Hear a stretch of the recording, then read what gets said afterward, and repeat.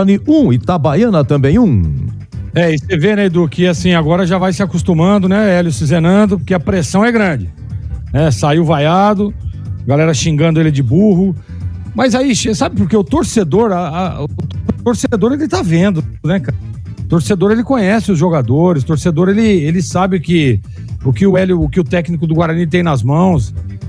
E assim, a gente tem falado durante toda a semana que, vai enfrentar um time, tecnicamente, é só pegar aqui, ó, analisa aí, jogador por jogador, as duas equipes.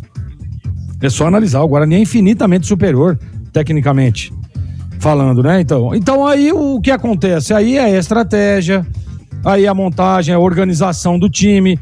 E o que acontece? Eu tô falando isso durante toda a semana. Hélio, é um jogo para não ter que jogar com volante improvisado, um zagueiro improvisado de volante.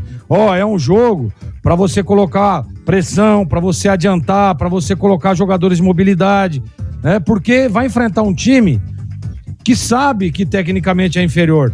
E o que vai fazer? E que tem um treinador experiente. O que vai fazer? Vai fechar as linhas, vai jogar no erro do adversário, né? Vai dificultar, vai povoar o meio de campo. E o que fez o Gilson Klein? Exatamente isso, né? E o Guarani não consegue, faz o gol com 1 minuto, aí é a hora de ir pra cima, de buscar. Mas o que faz o Guarani? Não, vem, retrai, mesmo estilo, mesma estratégia, e aí o Gilson, né, mantém a mesma coisa, vai pra cima, consegue um gol no erro de posicionamento, de empate, e aí nós vimos a dificuldade do Guarani pra entrar na defesa do Itabaiana.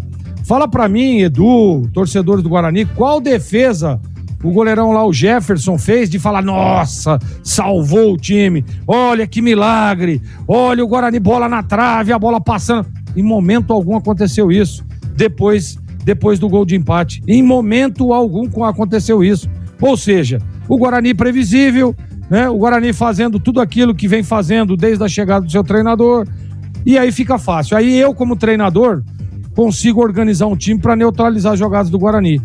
É simples assim.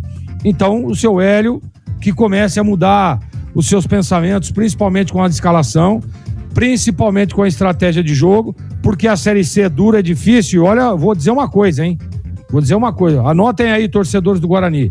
Esses 2 pontos desperdiçados hoje pelo Guarani vai fazer falta lá na frente.